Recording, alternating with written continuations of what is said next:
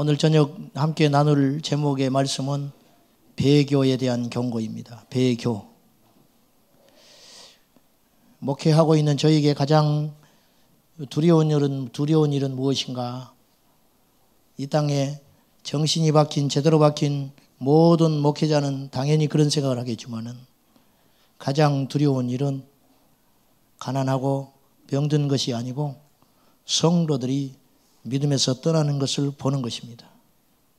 마태복음 16장 24절에서 26절 보면 너희가 나를 따라오려거든 자기를 부인하고 제 십자가를 지고 날마다 나를 쫓을 것이니라. 그리하시고 누구든지 제 목숨을 구원하고자 하면 잃을 것이요 누구든지 나를 위하여 목숨을 잃으면 찾으리라. 사람이 만일 온 천하를 얻고도 제 목숨을 잃으면 무엇이 유익하리요? 예수님이 그러셨어요. 이 말씀 여러분이 아는 말씀인데, 자, 누구든지 제 목숨을 구원하고자 하면 잃을 것이고 누구든지 제 목숨을 잃고자 하면 얻게 될 것이다. 여기서 이 목숨은 자연적 생명, 내 목숨을 주님을 위해서 버리는 자는 얻게 될 것이다. 사람이 만일 천하를 얻고도 제 목숨을 잃어버리면 무엇이 유익하겠느냐. 27절에 26절의 이 목숨은 자연적 생명이 아니고 영원한 목숨. 하늘에 있는 목숨이 있고 이 땅에 있는 목숨이 있는데 주님은 이런 말을 하시는 거예요. 이 땅의 목숨을 포기해서 하늘의 영원한 목숨을 얻으라. 그것이 유익한 것이다. 거꾸로 이 땅의 목숨을 붙잡느라고 영원한 하늘의 목숨을 포기해버리면 이 땅에서 천하를 주름잡고 산들 그 사람의 삶이 어찌 유익하다고 할 수 있겠느냐. 이렇게 이야기하는 거예요. 믿음에서 파선하는 것을 보는 것만큼 기가 막힌 일이 없다는 거죠.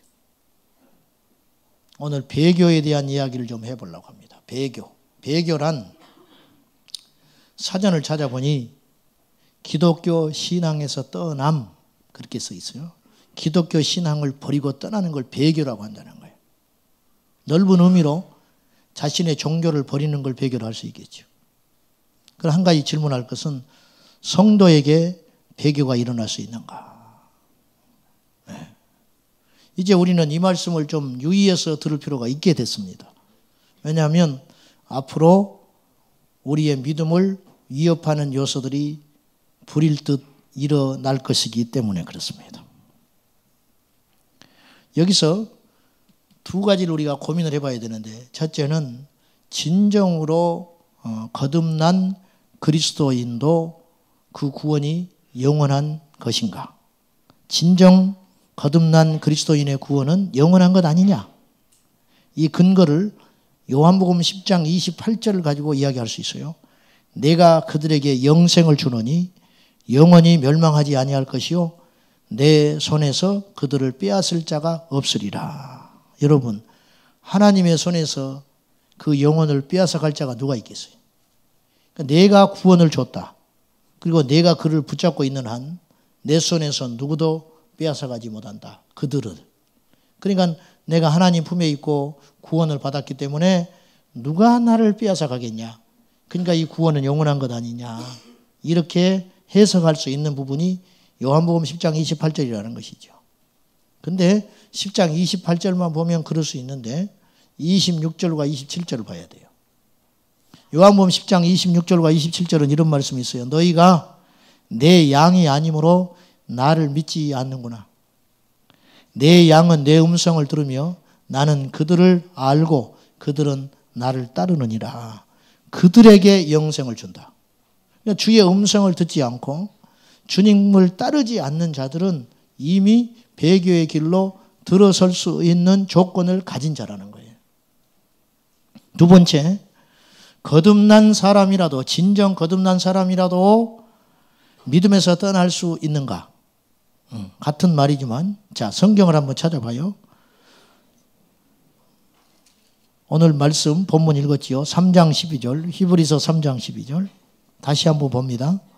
시작. 형제들아, 너희는 삼가 혹 너희 중에 누가 믿지 아니하는 악한 마음을 품고 살아계신 하나님에게서 떨어질까 조심할 것이요.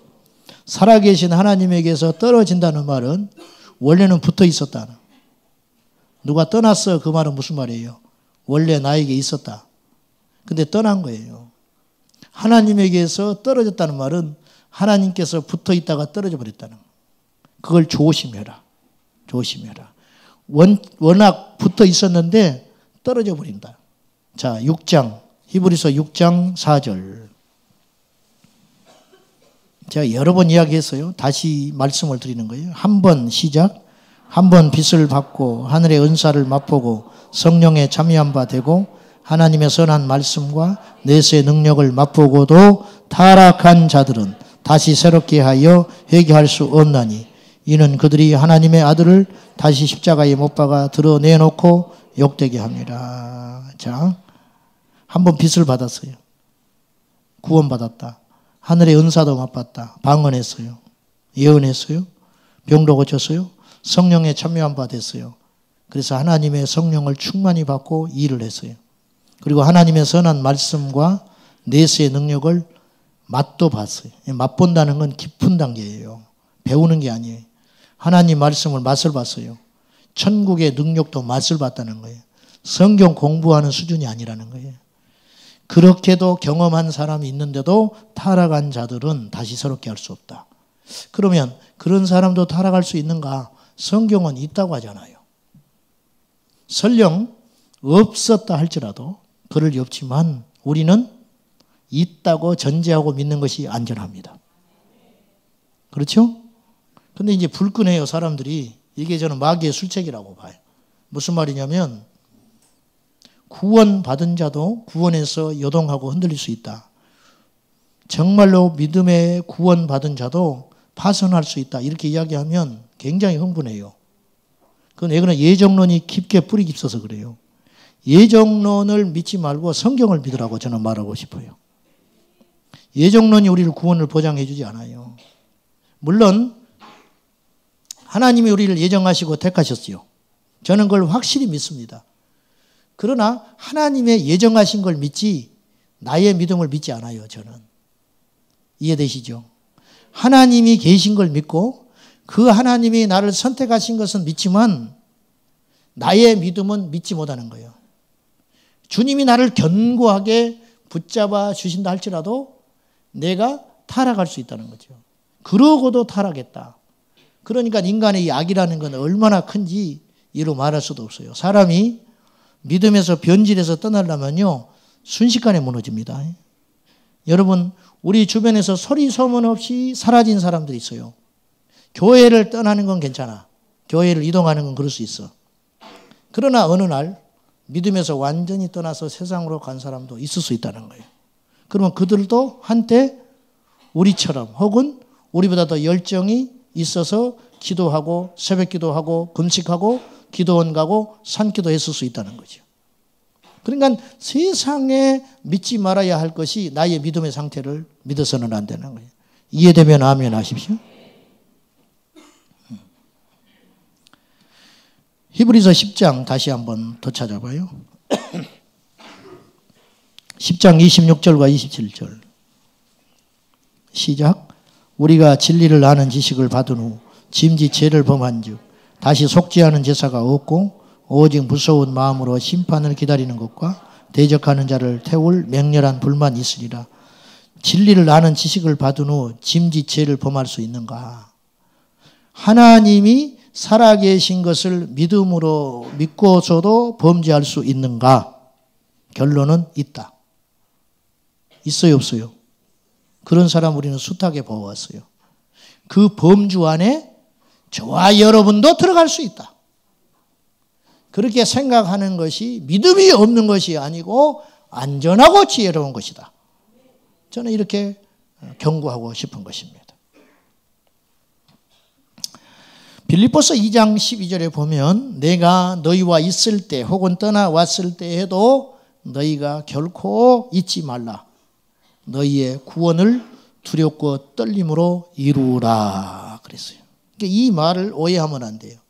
우리가 가진 개역 개정판에는 구원을 이루라 그렇게 써 있기 때문에 마치 우리의 구원이 처음 받은 것이 불완전한데 시간이 지나면 지날수록 완전한 대로 나아가는 것처럼 이해할 수 있는데 여기서 이루라는 말은 그런 뜻으로 해석하면 안 되는 말이에요.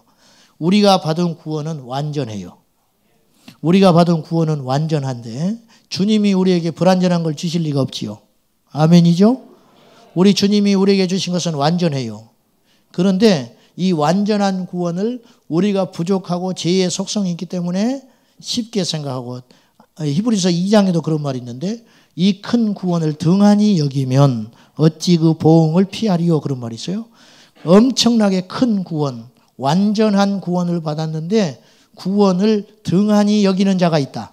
그러면 등한히 여기는 것으로 책망받고 끝나는 것이 아니고 등한히 여기는 자는 심판을 면하지 못하리라.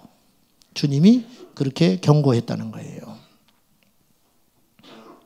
그래서 이 구원을 이루라는 말은 현대어 성경에는 애쓰라 그렇게 표현했어요. 이 표현이 더 잘된 표현이에요. 너희의 구원을 애써야 한다. 힘쓰라. 구원은 받았지만 이것을 천국문에 갈 때까지 끊임없이 애쓰고 힘쓰고 귀히 여기고 중하게 여겨서 결코 빼앗기지 말아라. 예전에 나의 제 속성이 옛날에 나의 주인 노릇하던 마귀가 끊임없이 나를 옛 소욕과 옛 자리로 끌고 가려고 할 때마다 애쓰고 버티고 힘을 내어서 싸우고 승리하거라. 그래서 천국은 누가 가느냐면 이기는 자가 가는 것입니다. 천국은 믿는 자가 가는 것과 동시에 이기는 자가 가는 나라다. 그래서 믿는 것과 이기는 건 동일한 이야기예요. 요즘 피터스는 이 말씀을 더 쉽게 이렇게 표현했어요. 계속해서 그렇게 사십시오. 계속해서 그렇게 살고 계속해서 그렇게 애쓰십시오. 우리가 구원을 받았어요. 구원의 감격이 있어요. 구원의 은혜가 있어요. 그것을 놓치지 말고 끊임없이 애쓰고 노력하고 힘쓰고 그걸 유지하도록 나아가라. 이게 그리스도인의 거룩한 신부로서의 순전함이에요. 우리가 약 20여 년 전에 빛을 받았다고 합시다. 구원을 받았다고 칩시다. 근데 20년이 지난 후에 우리가 예배가 열정이 식어버렸어요. 예배가 형식적이야. 찬양이 밋밋해. 기도해도 그냥 좀 하면은 지치고 떠나가 버리는 거. 이런 수준의 상태가 되는 거는 아주 위험한 선상에 서 있다는 거예요. 사랑하는 여러분, 우리가 날이 갈수록 세월이 갈수록 하루하루 날을 먹어 갈수록 에베소 5장에 세월을 아끼라 했으니 우리에게 주어진 시간은 정해져 있어요. 파이처럼. 그걸 아껴 먹어라. 이걸 다 소진하게 되면 끝나는 거, 우리 인생이. 그래서 세월을 아끼라. 그러면 어제보다 오늘이 나의 믿음은 나태해지고 물러서는 것이 아니라 어제보다 오늘이 내 믿음이 익숙해지고 숙달되고 요령이 생기는 것이 아니고 어제보다 오늘이 더 순전해야 된다. 어제보다 오늘이 더 순수해야 된다. 어제보다 오늘이 더 열정이 있어야 되고 어제보다 오늘이 더 뜨거워야 된다 그 말입니다. 왜? 주님의 심판대 앞에 설 날이 점점 다가오고 있기 때문에 신랑 되신 예수님을 만날 날이 그분이 오시든 내가 가든 둘 중에 하나예요. 할렐루야. 우리 역사 가운데 그분이 오시든 내가 가든지 반드시 이 둘 중에 하나는 일어나요. 주님이 오시든지 내가 가든지. 그러면 신랑 되신 예수님을 맞이할 날이 올수록 결혼식 날이 다가올수록 신부는 더 정결해야 되고 신부는 더 정신을 차려야 되고 신부는 더 준비할 것이 있다는 거예요. 근데 결혼식 날이 다가오는데 더 나태해지고 옛날 친구를 만나러 다니고 그렇게 되면 곤란하다는 것이지요. 사랑하는 여러분, 타락은 교회를 다닌 사람들이 어느 날 나가서 술을 먹고 돌아다니는 것만이 타락이 아니고 나태함도 타락이라. 타락의 시작은 우유부단함과 나태함과 게으름과 타협함, 거기서부터 시작되는 거예요. 제 눈에는 보여요. 나태해지는 여러분들이 보이기 시작해요. 순전함을 잃어버린 여러분들이 보여지기 시작해요. 기도 시간이 현격하게 줄어드는 여러분을 내가 보고 있다는 거예요. 심각하다는 거죠. 그만큼 내가 기도하고 매달렸기 때문에 이제는 조금 다른 사람을 위해서 어디서 그런 소리를 해요? 좋은 편을 택하였으니 빼앗기지 마라. 우리는 점점 물러나 침륜에 빠질 자가 아니고 천국을 침노하여 얻을 자가 돼야 된다는 거예요. 근데 물러나는 거예요. 자꾸 비껴주는 거죠. 나태해지게. 그러다가 지옥 문턱에 서는 어느 날이 오는 거예요. 이것에 대한 경고를 오늘 저녁에 여러분에게 하고 싶은 거예요.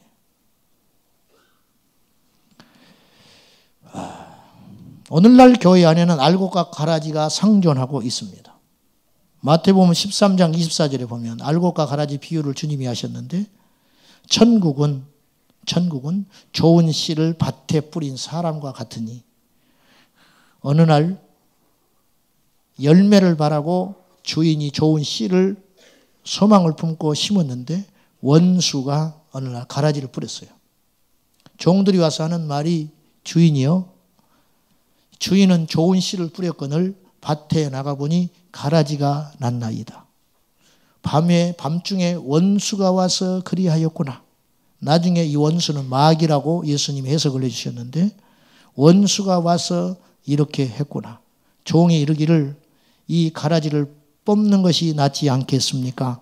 주인이 이르기를 놔둬라. 추수할 때까지 자라두게 두라. 놔뒀다가 마지막 추수하는 날 전부 거두어서 알곡은 곳간에 들이고 가라지는 불태워 버리리라. 오늘날 교회 안에 알곡 있고 가라지가 있어요.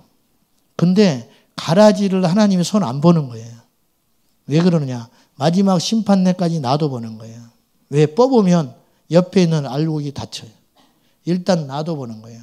이게 얼마나 무서운 잔인한 심판인지를 알아야 돼요. 오늘날 우리 교회 안에, 이 땅의 모든 교회 안에 알곡이고 가라지가 있다는 거예요. 오늘 이 말씀이 알곡과 가라지 이야기를 하면 마치 우리가 어떻게 듣냐면 다 우리가 알곡인 양 들어요. 나는 알곡이다. 표현은 안 하지만 알곡인 것처럼 착각할 수 있다는 거예요. 여러분과 상관없는 이야기로 오늘 이 배교에 대한 경고를 들으면 안 돼요. 저는 목회를 하면서 한 번도 내 확신에 차본 적이 없었고 제 말을 오해하시면 안 돼요. 내가 전하는 예수님을 확신하지 못한다는 뜻이 아니라 나를 확신하지 못해요. 저는 항상 내가 싹군 목자가 될 수 있고 지금도 내가 싹군일 수 있다는 전제하에 목회하고 삽니다. 그러면 네가 싹군인데 우리는 네 밑에서 뭘 바랄고 이렇게 생각할 수 있는데 그렇게 생각해도 마땅해요. 주님이 우리의 중심을 아시는데 저는 저에 대한 확신은 0.001%도 없다는 거예요. 저는 언제든지 넘어질 수 있는 자고 언제든지 변질될 수 있는 사람이고 언제든지 싹군으로 쓰러질 수 있는 존재고 여러분을 언제든지 잘못된 길로 인도할 수 있는 연약한 자라는 것을 전제하고 두렵고 떨림으로 목회하고 있다 이거예요. 그렇게 생각하는 편이 나에게는 안전하고 여러분에게도 안전하다는 것이죠. 변명을 하자면. 제가 맞다는 생각을 거의 해본 적이 없이 주님이 말씀하시는 대로 주님께서 감동 주시는 대로 주님께서 주시는 계획대로 하루하루 갈 뿐입니다. 오늘날 교회 안에 알곡과 함께 가라지가 존재합니다. 우리가 시골에서 다 자라봐서 알지만 놀랍게도 가라지는 알곡보다 훨씬 왕성하게 자라는 특징이 있습니다. 가라지는 키가 훨씬 큽니다. 아시죠? 농사 지내본 사람들은 알아요. 영양분을 다 먹어버려요. 근데 똑같이 생겼어요. 색깔도 똑같습니다. 잎도 비슷합니다. 더 왕성하게 자랍니다.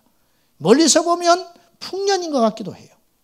그러나 가까이 가서 보면 열매가 없는 거예요. 이게 가라지라. 이것이. 아무 필요도 없고 오히려 알곡을 막고 있는 형태라는 거죠. 가라지 신앙인들도 똑같이 한자리에 앉아서 예배할 수 있고 찬양할 수 있고 기도할 수도 있고 심지어는 울 수도 있다는 거예요. 가라지들도. 그러나 정작 그 자신은 단 한 번도 진정한 회개를 해본 적이 없습니다. 그리고 그리스도 예수를 자신의 주인으로 인정해 본 적도 없으며 그의 삶에 결코 예수님이 주인인 모습이 드러나지도 않습니다. 이것이 가라지입니다. 거듭난 알곡 성도의 특징은 몇 가지가 있습니다. 성경을 한번 찾아보겠습니다. 베드로전서 1장 7절입니다.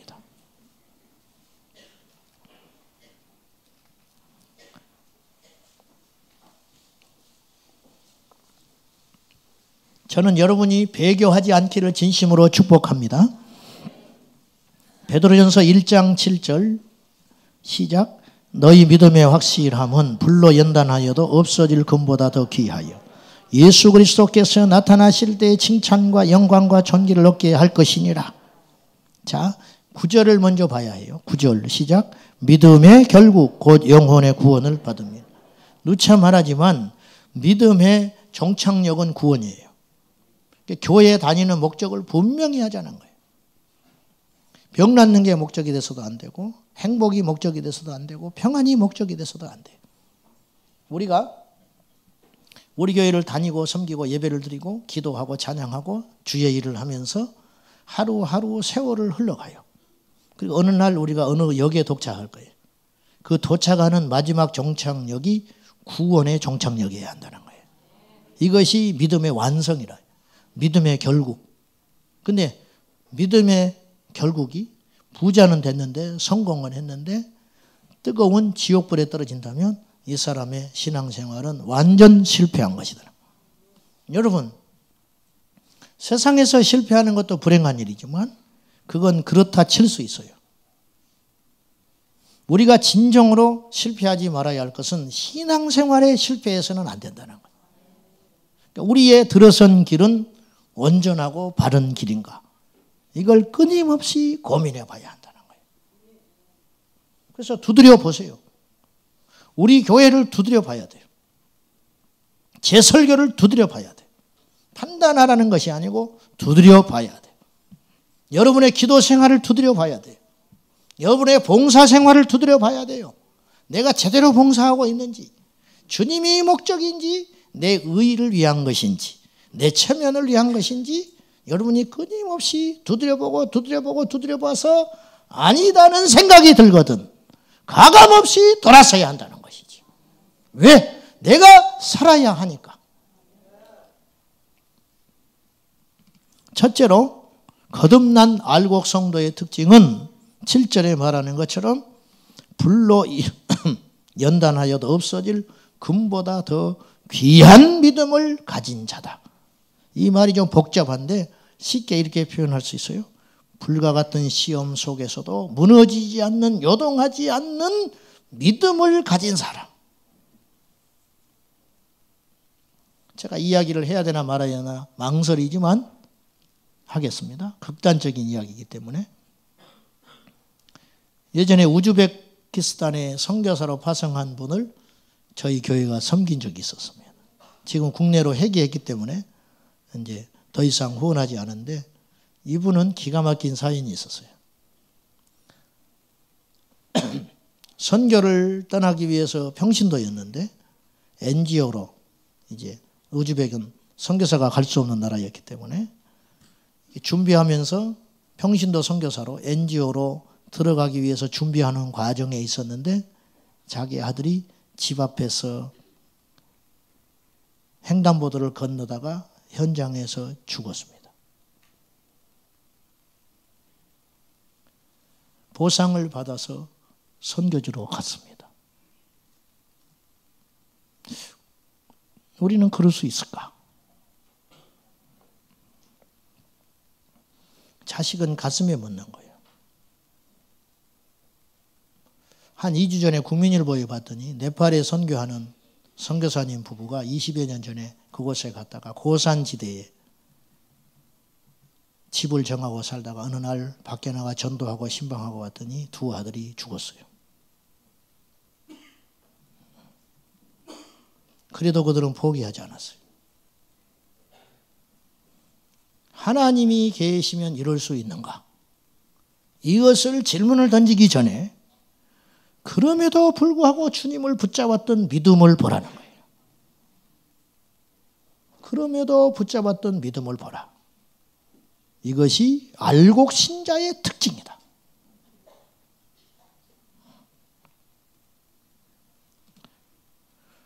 평소에는 다 알곡처럼 보이나 물속에 던져버리면 뜹니다.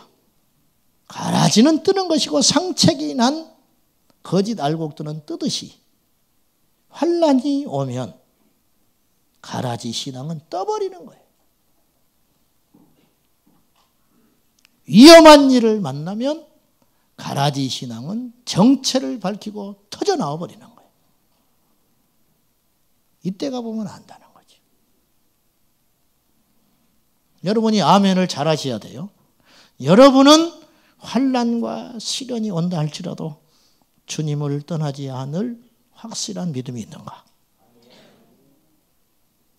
정말입니까? 그러면 여러분이 아멘한 그 아멘은 우리 삶의 일상생활 속에서 증명될 수 있어야 한다. 갑자기 금메달 따는 부분 없다고 내가 누차 말을 했어요.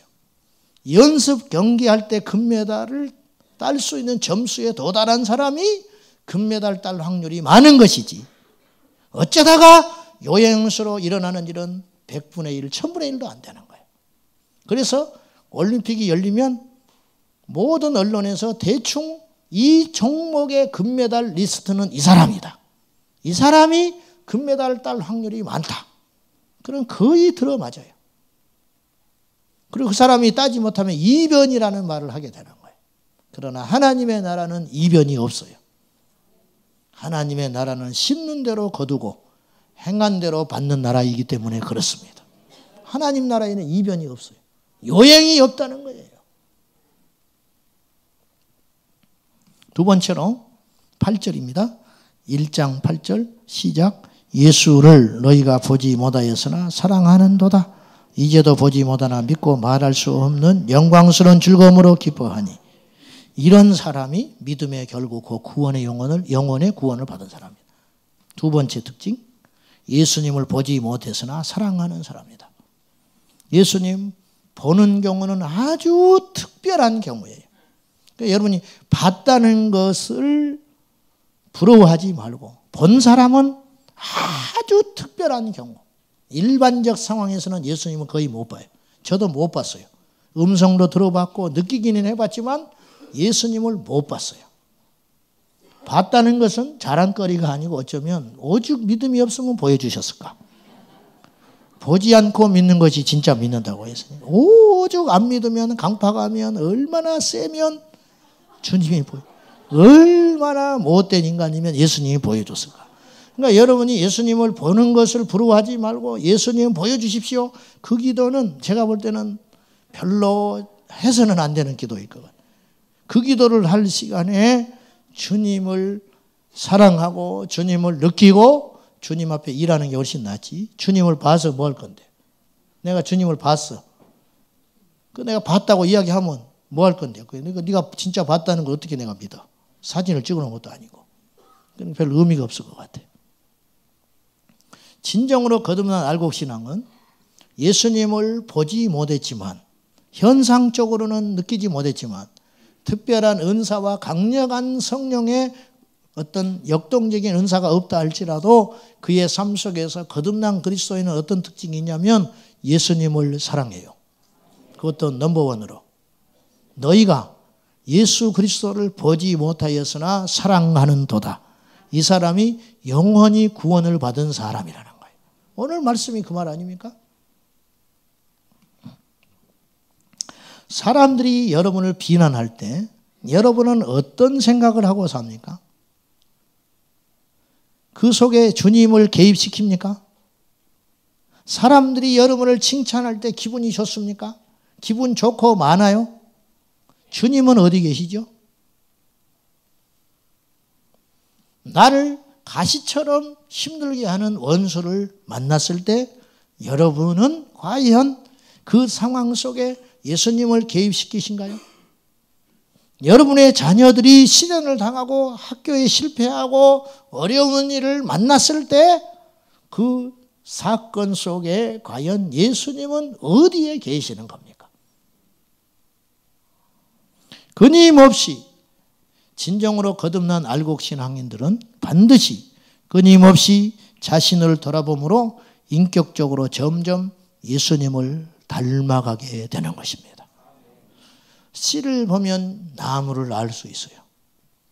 씨로는 아무것도 몰라. 그러나 이 씨가 땅에 심겨져 때가 돼서 이 나무가 되고 열매를 맺는 걸 보면 이 씨가 무슨 나무의 씨였구나 100% 알게 되는 거예요.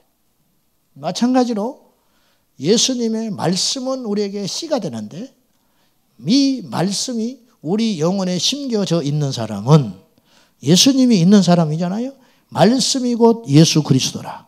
그러니까 말씀으로 우리 안에 임하시는 거예요. 할렐루야. 예수님은 우리 안에 말씀으로 임하시는 거예요.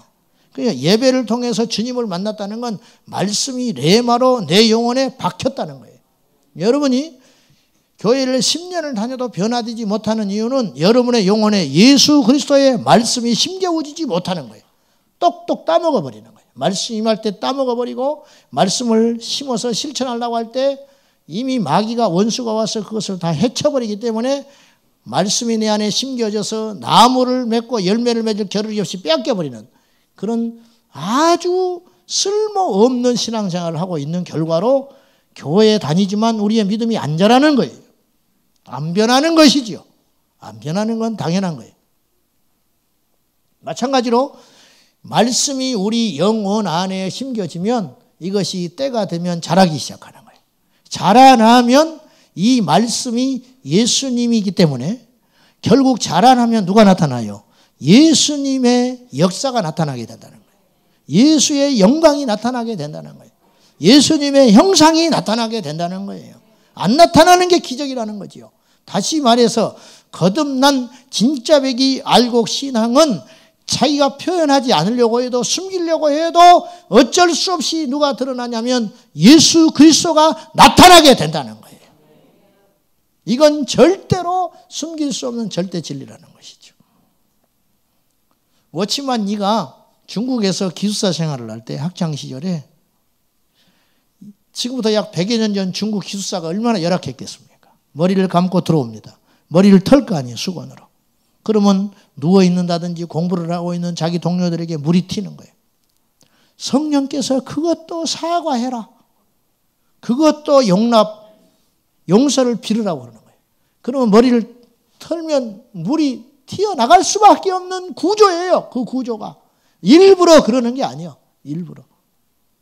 그때마다 성령께서는 워치만이 심령 속에 계속 책망을 하는 거예요. 네가 용서를 빌어야 된다. 그것이 나의 자녀다움이다. 그러면 미안하다. 머리를 털면서. 그러면 처음에는 고매한 인격으로 받아들이던 친구들이 나중에 짜증을 내기 시작하는 거예요. 이것이 왜 미안할 일이냐. 나도 머리를 털 때 너에게 물이 튀지 않느냐. 이런 일로 왜 자꾸만 사과하는가. 그런 말을 들으면서도 끊임없이 그 안에 있는 예수 그리스도께서 워치만이를 통제하고 지배하고 이끌어가기 때문에 그렇게 해야만 내 영이 숨을 쉬고 내가 살 수 있기 때문에 그렇게 살아갈 수밖에 없는 삶이 그리스도인의 삶이라는 것이지요. 용서를 해야 천국을 가는 것이 아니고 예수의 영에 사로잡힌 사람은 그 안에 심겨진 말씀으로 사는 사람은 용서를 할 수밖에 없다는 것이지요. 사람이기 때문에 곁길로 갈 때가 있어요. 사람이기 때문에 분노할 수 있어요. 사람이기 때문에 맞서서 싸울 수가 있습니다. 같이 비방할 수 있습니다. 그러나 그 대가가 얼마나 혹독하고 아픈 것이고 내 영을 힘들게 하고 슬프게 하는 것을 알기 때문에 그렇게 할 수 없게 되는 것이지요. 우리가 남의 말을 함부로 비방하고 실컷 해놓고도 아무런 느낌이 없다면 과연 우리는 거듭난 그리스도인인가? 우리는 아직 성화의 단계에 있기 때문에 역시 우리도 비방하고, 역시 우리도 분노하고, 역시 우리도 이기적이고, 역시 우리도 사심이 낄 때가 수없이 있지만 그 결과가 너무너무 혹독하고 아프기 때문에 점차 그 일들을 줄여갈 수밖에 없다는 것이죠. 이건 강요된 지식이 아니고 강요된 명령이 아니고 내 안에 예수의 영을 가진 사람의 당연한 특징이라는 것입니다. 그래서 어찌 보면 믿음은 힘써가는 삶이 아니라 믿어지는 삶이다. 그렇게 볼 수 있는 것입니다. 세 번째는 말할 수 없는 영광스러움으로 즐거움에 동참하게 된다. 마태복음 13장 44절에 보면 천국의 비유 중에 밭을 갈다가 보화를 발견한 농부가 어떤 특징이냐면 기뻐하여 돌아갔다 그랬어요. 당연하지요. 엄청난 보화를 밭을 갈다가 발견했으니 어찌 기뻐하지 않겠는가. 누차 말했지만 초대교회의 특징은 단순한 능력이 아니고 초대교회의 특징은 기쁨이다. 예수 그리스도의 영이 지배하는 인생은 기쁠 수밖에 없다. 기뻐해야 복을 받는 게 아니고 예수 그리스도가 우리 안에 오는 자는 애통함의 기도가 있고 십자가 앞에 절절한 심각한 복음 앞에 설 때가 있지만 우리 영은 기쁨이 있다. 그것이죠.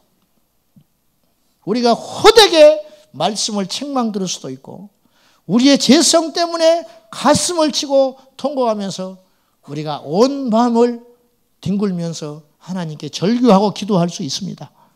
그럼에도 불구하고 그 시간이 지나면 우리 안에 일어나는 샘솟는 기쁨은 이루 말로 할 수 없는 것이다. 주님의 일이 힘들고 버겁습니다.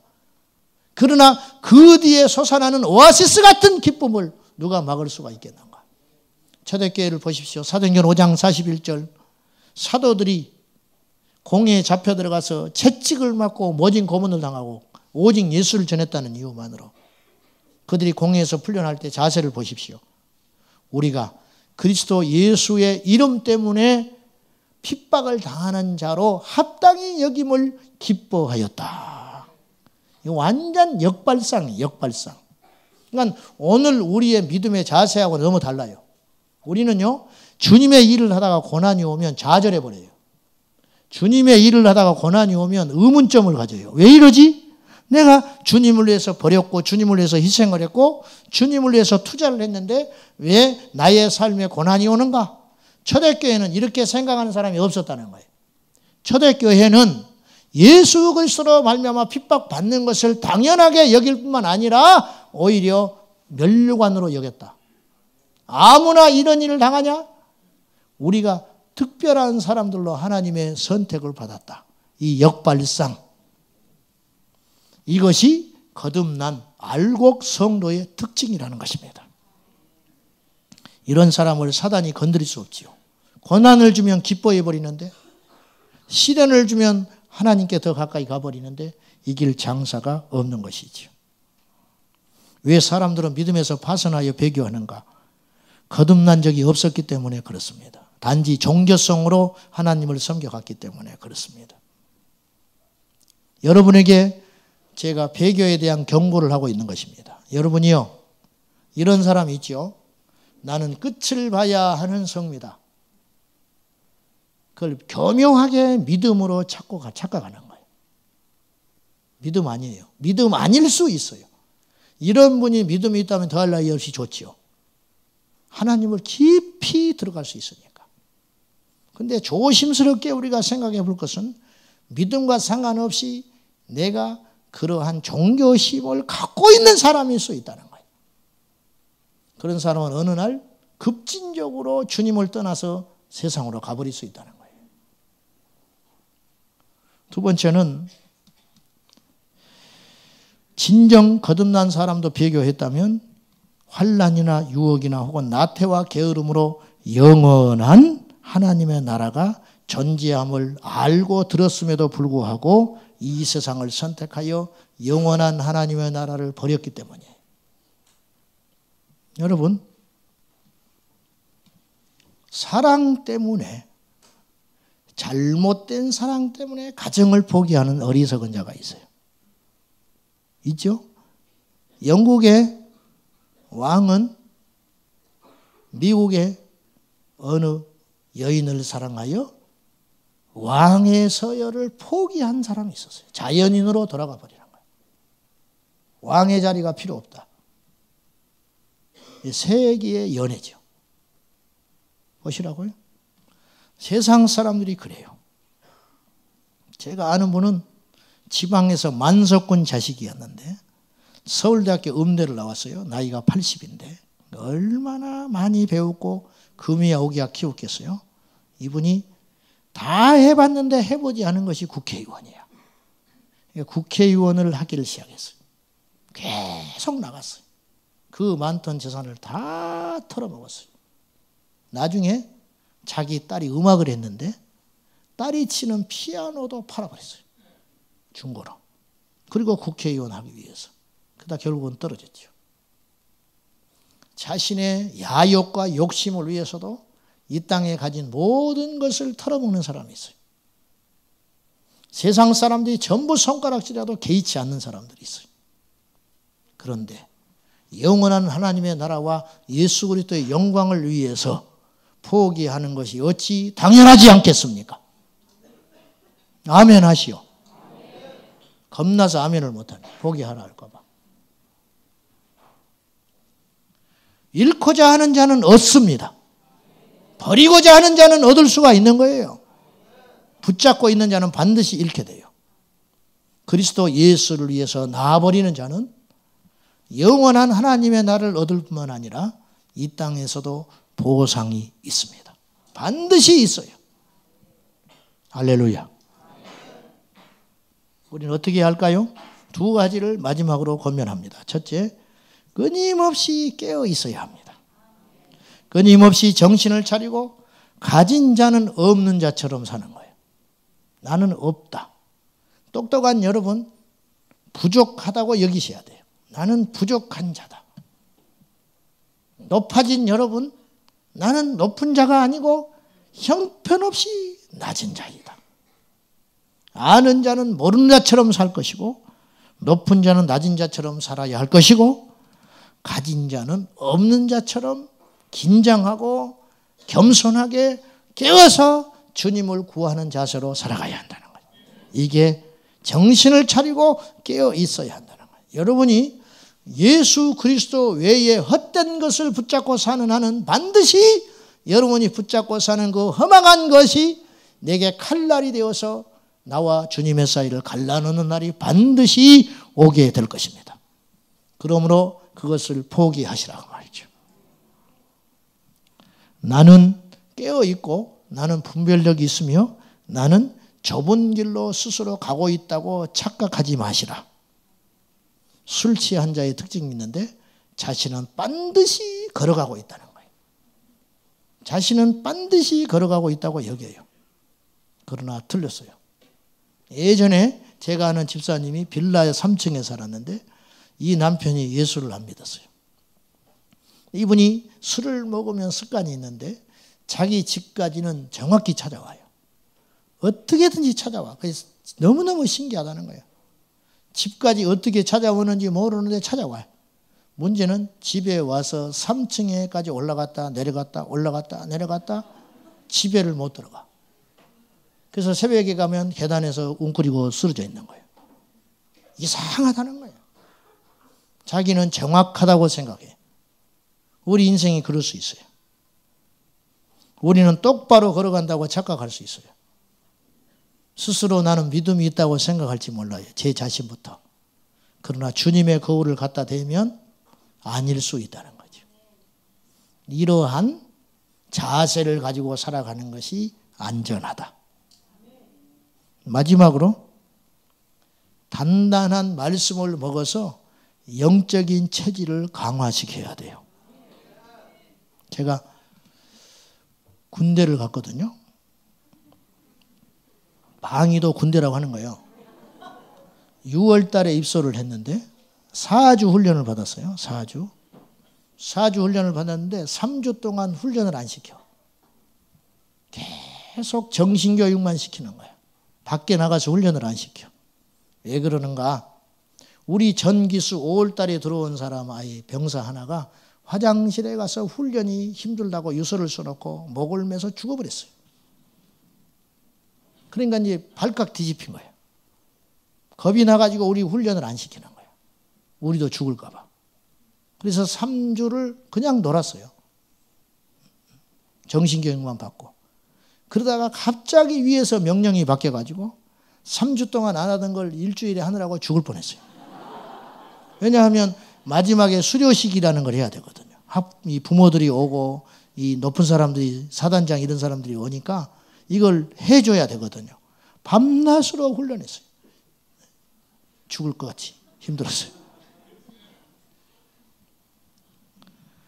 옛날에는 그런 일이 없었어요.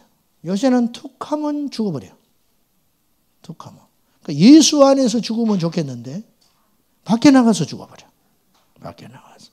너무 귀하게 컸어요. 모욕을 한 번도 안 당한 거예요. 응? 모욕을 안 당해보니까 모욕당하면 못 견디는 거예요. 자존심이 막 이렇게 일어나가지고 못 견디는 거예요. 오늘날 교회 안에 성도들이 영적 체질이 너무 약해요. 가지고 센 말씀을 던지면 견디지를 못하는 거야. 나보고 했다고 목사님이. 맞아, 너보고 했어. 정신 차리라고 너보고 한 소리야. 듣기는 잘 들었다. 그러면 기분 나쁘게 생각하지 말라는 거죠. 센 말씀을 먹으면 막 설사를 해버리는 거죠. 막 단단한 말씀을 먹고 이빨이 다 빠져버리는 거예요. 이걸 소화하고 이걸 영적 체질로 삼아야 되는데 여러분 어린아이일수록 먹는 것이 약한 거예요. 양이 작고 부드러운 것만 먹는 거예요. 장성하여 일하는 가장 혈기왕성할 때에는 먹고 바로 소화가 되는 거죠. 그것이 에너지가 되는 거죠. 단단한 음식을 먹을 때 지금은 모르나 그 훗날 우리가 환난을 만났을 때 유혹을 만났을 때 종말의 어떤 엄청난 선택의 기로에 섰을 때 오늘 우리가 들었던 이 단단한 말씀은 그때 능력을 발휘하는 날이 반드시 오게 될 거예요. 그러므로 우리가 단단한 음식을 먹어서 우리의 영적 체질을 평소에 강화시켜 놔야 한다 그 말입니다. 그리야만 배교의 길로 들어서지 않을 수 있다는 거예요. 우리가 젖이나 먹고 어린아이처럼 믿음 생활을 하다가 나중에 어떤 시험과 시련이 올 때 우리는 끊임없이 타협하려고 하고 유혹에 무너지는 가짜 신앙이 될 수도 있을 거라는 거예요. 너무 귀하게 컸어요. 모욕도 안 당해보고 찬물에 손도 안 담그고 수학여행을 안 간다는 거예요. 왜? 화장실을 못 가기 때문에. 집에서만 화장실을 보기 때문에 학교에 가서 밥을 안 먹어버린다는 거예요. 이런 얼빠진 놈들이 많아요. 수학여행을 못 가는 이유가 돈이 없어. 우리는 돈 없어서 못 갔었어. 옛날에. 수학여행 갈 때 내일 돈이 없어서 못 갔어. 그리고 못 가고 밭에 가서 일을 했어요. 수학여행 가는 열차를 보고 울었다는 말이에요. 나는 뭐 그러진 않았지만은 응? 그런 일이 허다하게 있었어요. 등록금을 못 내가지고 칠판에 이름을 딱 써버려요. 칠판에 아무개 딱 5명 항상 그놈들이야. 항상. 그러면 이제 교무실로 오라는 거예요. 등록금 못 내는 게 내 탓이야? 부모가 안 주는 걸 어떻게 내? 부모가 안 주는 거를 오늘날 그랬다가는 5대 일간지에 일면에 나와버려요. 아무개 학교에서 등록금을 안 낸 아이들을 칠판에 써놓고 교무실에 불러가지고 혼을 냈다. 교육감까지 목 달아나 버려요. 교육부 장관도 목 달아나 버릴 수 있어요. 그래 안 그래요? 옛날에는 그런 일이 허다하게 있었어요. 모든 학교에 있었어요. 까지 교무실 가서 실컷 혼나고 나오면서 웃어. 뭐 그냥 웃고 또 막 같이 섞여서 노는 거야. 막 떠들어서 또. 이 멘탈이 아주 강하게 큰 거죠. 신앙도 마찬가지라는 거예요. 오늘날 아주 유약합니다. 너무너무 유약해요. 김집사는 노래방 가면 마이크를 안 넣는다면서? 목사님이 그랬어요? 그때 김집사가 찾아왔어. 목사님 내가 노래방 간 거 봤습니까? 네 김집사가 아니고 김이박 중에 김집사. 그냥 아무나 하는 소리라. 그리스도인은 그렇게 살면 안 된다고. 그걸 자기 보고 했다고. 교회가 발칵 뒤집히는 거예요. 단단한 음식을 못 먹는 거예요. 목사 편이 아니고 목사의 변명을 하려는 게 아니라고 말이죠. 설령 그런 말씀이 꽂혔으면 회개해야지 된대. 회개해야 내가 살 길이 열리고 회개해야 이걸 먹고 소화해내서 내게 영적 체질이 강화되어서 그렇구나. 내가 그리 살면 안 됐구나. 맞아. 내가 그랬지. 그리고 통의하고 자복하고 여호와께로 돌아와서 하나님께로 온전히 서기를 나가야 되는데 그럴 생각을 하지 않고 불쾌하다는 거예요. 여러분에게 분명히 말씀드리는데 틀리면은 나가야 됩니다. 틀리면은 교회를 떠나야 돼. 이 교회를 내가 다녔다가는 마지막이 구원이 아니고 지옥이겠다. 틀린 거거든요. 틀리면은 뒤도 돌아보지 않고 아무리 많은 사람이 모이고 아무리 다른 어떤 것들이 갖춰지고 아무리 사람들이 나한테 뜯어 말려도 틀리면 뒤도 돌아보지 않고 돌아가야 돼요. 그러나 틀린 것이 아니고 싫어서는 나가면 안 돼요. 근데 오늘날은 거꾸로 됐어. 싫으면 나가. 옳고 그러면 분별하지 않아. 싫다 이거야. 싫다. 기분이 나빠서 간다. 이것이 유약한 신앙의 결과라는 것이지. 사랑하는 여러분. 복음이 없어도 부흥하는 교회가 있습니다. 복음을 듣지 않아도 세상의 복을 누리고 행복을 누리는 성도들이 이 땅에는 부지기수로 많습니다. 분별을 잘 하셔야 됩니다. 그들은 영원한 가라지로 남을 수밖에 없는 거예요. 어떤 목사님이 수천 명이 모이는 교회의 목사였는데 어느 날 하나님 앞에 기도할 때 성령께서 너무 사랑하셔서 찾아왔어요. 종아, 너는 듣기에 좋은 메시지만 던지고 있고 너희 양들을 지옥으로 끌고 가고 있다. 이 목사님이 너무 놀래버린 거예요. 겉으로 보기에는 아무런 문제가 없었고 살아있는 교회처럼 보였는데 갈수록 부흥하고 있었고 숫자가 늘어나고 있었는데 성령께서는 뜻밖의 찾아오셔서 너는 성도들에게 귀에 좋은 메시지를 던지고 있다. 그리하여 그들은 영적으로 약하고 지옥으로 끌고 가고 있다.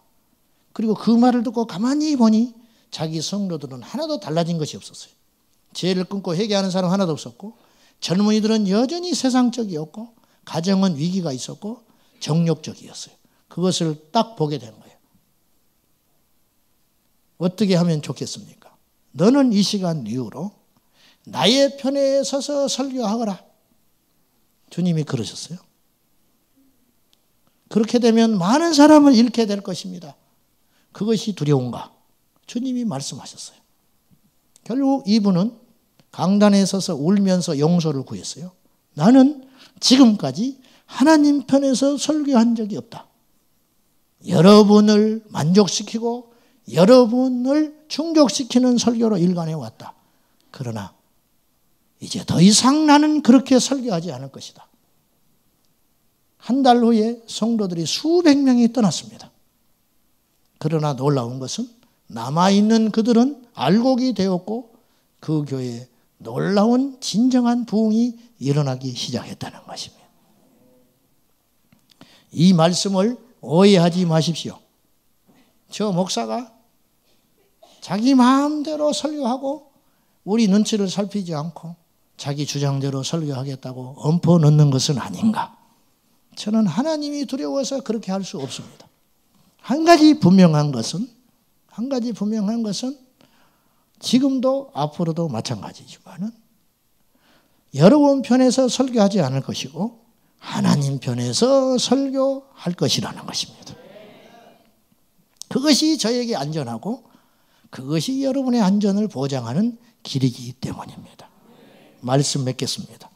영적 체질을 강화하여 어떤 환난도 무너지지 않는 믿음을 준비하여 배교자의 길을 가지 말고 믿음에서 파선하지 말고 오직 예수, 오직 십자가, 오직 천국 복음을 굳게 붙잡고 좌로나 우로나 치우치지 말고 비본질적인 싸움을 중단하고 오직 본질이신 예수 그리스도만 온전히 믿고 신뢰함으로 날마다 승리하는 저와 여러분이 꼭 될 수 있기를 예수님의 이름으로 축원합니다. 기도하겠습니다.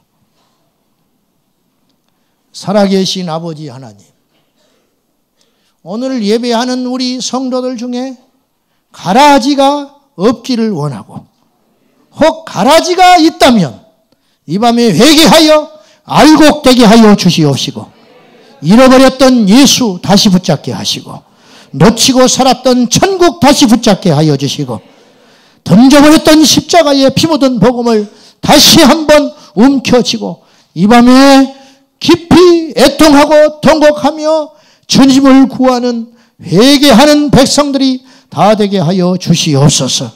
주님께 우리 영혼을 맡겨드립니다. 주님께 우리 교회를 맡겨 올려드립니다. 주님께 이 민족을 올려드립니다. 주님의 뜻대로 인도해 주시옵시고 회개하라 천국이 가까웠으니 세상과 타협하지 말며 좌로나 우로나 치우치지 말며 오직 예수를 붙잡고 십자가의 좁은 문의 영광을 걸어갈 수 있도록 인도해 주옵소서. 가라지들이여 돌아올지어다. 가라지들이여 주께로 돌아오라. 교만한 자는 겸손한 길로 들어서고 모든 것을 안다고 자부하는 자는 주님께 아무것도 모른다고 무릎 꿇게 하여 주셔서 이 밤에 다시 예수 그리스도를 만나는 은총을 허락하여 주시옵소서. 예수님의 이름으로 간절히 기도하옵나이다. 아멘. 이 시간 우리 모두 처음 사랑으로 돌아가서 예수 십자가에 흘린 피로서 우리 다 같이 힘차게 찬송하고 하나님 앞에 간절한 마음으로 또 기도하는 시간 갖고자 합니다. 이따가 제가 여러분에게 초청을 할 것입니다. 가라지, 처음 사랑을 놓쳐버린 사람들, 그런 사람들은 배교의 길에 갈림길에 서 있는 여러분들 혹시 있다면 이따가 여러분 부끄러워하지 말고 용기 있게 일어나서 주님을 다시 만나는 복을 꼭 누리시기 바랍니다. 예수 십자가의 흘린 피로써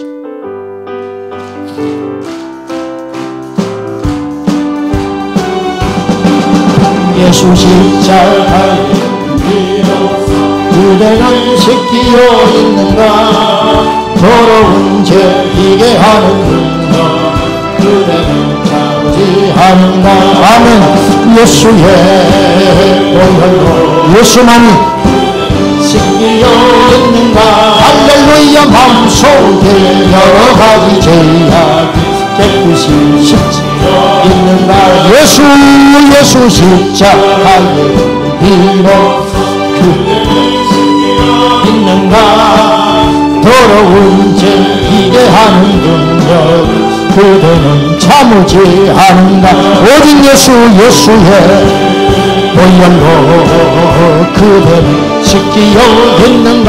할렐루야. 마음속에 여러 가지 죄가 깨끗이 씻기어 있는가. 다시 한번 예수 십자가의 피로 그대는 씻기어 있는가. 아멘. 더러운 죄 비게 하는 능력을 그대는 참으지 않는다. 예수의 보혈로 그대는 씻기어 있는가.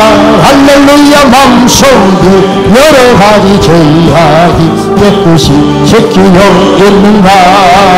주 예수와 밤낮으로 늘 함께 그대는 행동을 하는가. 아무 때나 어디서나 그대 십자가. 아멘. 예수의 보혈로 그대 씻기어 있는가. 할렐루야. 마음속에 여러 가지 죄악이 깨끗이 씻기어 있는가. 주님 예수까지 그대는 영접하려고 계획했는가. 그대 몸은 거룩한 곳 성전에 들어갈 준비가 됐는가. 아멘. 예수의 보혈로 그대는 지키어졌는가. 할렐루야. 마음속에 여러가지 죄악 깨끗이 지키어 있는가. 모든 죄에 더러워진 예복을 주 앞에 지금 다 벗어서 선물같이 솟아나는 보혈로 눈보다 더 이길 쓸쓸하는 예수의 보혈로 그대를 지키어 있는가. 할렐루야. 마음속에 여러가지 죄악 깨끗이 지키어 예수 십자가에 예수 십자가에 흘린 피로써 그대는 지키어 있는가. 더러운 죄 이게 하는 분들 그대는 참지 않은가. 아멘. 예수의 보혈로 그대는 지키어 있는가. 할렐루야. 마음속에 여러가지 깨끗이 지키어 있는가. 주 예수와 만나시고 늘 함께 그대는 행동을 하는가. 아무 때나 어디든지 그대는 십자가 붙들고 있는가. 주여 예수의 보혈로 그대는 지키어 있는가. 할렐루야. 마음속에 여러가지 죄악이 깨끗이 지키어 있는가. 주님 예수 다시 올 때에 영접할 예복이 있는가. 그대 몸은 거룩한 곳 정국에 들어갈 준비가 됐는가. 예수의 보혈로 그대는 지키어 있는가. 할렐루야. 마음속에 여러가지 죄악이 깨끗이 지키어 있는가. 모든 죄에 더러워진 예복 지금 다 벗어서 선물같이 솟아나는 보혈로 눈보다 더 이길 쓸쓸함은 예수의 보혈로 그대는 지키어 있는가. 할렐루야. 마음속에 여러가지 죄악 깨끗이 지키어 있는가. 주님 예수 다시 올 때 그대는 영접할 예복이 있는가. 더러운 거룩한 곳 성전에 들어갈 준비가 됐는가. 주여 예수의 보혈로 그대는 지키어 있는가. 할렐루야. 마음속에 여러가지 죄악이 깨끗이 지키어 있는가. 모든 죄에 더러워진 예복을 주 앞에 지금 다 벗어서 선물같이 솟아나는 보혈로 눈보다 보이게 쓸쓸하 예수의 보혈로 그대 지키어 있는가. 할렐루야. 마음속 여러가지 죄악이 깨끗이 지키어 있는가. 두 손 들고 예수의 보혈로 그대는 지키어 있는가. 마음속에 여러가지 죄악이 깨끗이 지키어 있는가. 모든 죄에 더러워진 모든 죄에 더 사랑하는 여러분은 알곡입니까? 가라지입니까? 여러분은 배교의 길에 서 있습니까? 아니면 단단히 예수님의 십자가만 붙들고 있습니까? 여러분이 신앙생활하면서 단 한 번도 회개해 본 적이 없는 사람, 십자가 앞에서 통곡해 본 적이 없는 사람, 나는 스스로 알곡이라고 여겨지지 않는 사람은 이 시간에 자리에서 일어나세요. 그리고 주님을 찾으세요. 주님, 나는 한가지 오면 무너질 자입니다. 나는 시련이 오면 다해갈 자입니다. 주님, 내 영혼을 불쌍히 여겨 주십시오. 이 시간에 하나님 앞에 진솔한 마음으로 고백을 하며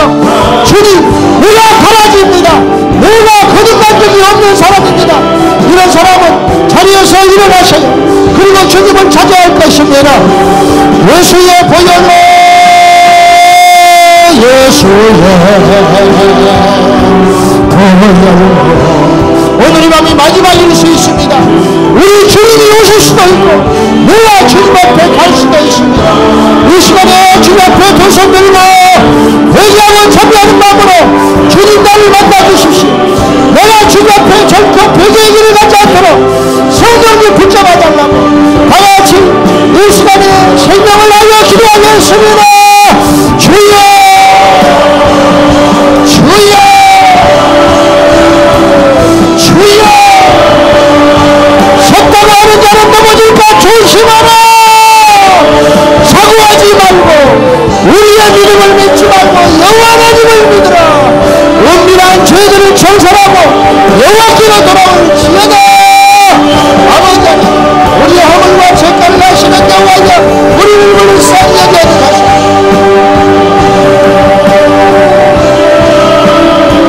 이 시간에 저 주일학교 아이들로부터 어른의 이기까지 회개의 영을 도와줘 주십시오. 회개의 영을 도와줘 주십시오. 결코 회개의 길에 서지 않는 일생 믿음을 주셔서 기도가 터지게 하시고 회개가 터지게 하시고 애통함이 터지게 하시고 나의 믿음을 믿지 말고 오직 주님을 신뢰함으로 나의 신앙의 경력을 믿지 말고 오직 주님만을 신뢰하기를 합니다. 주님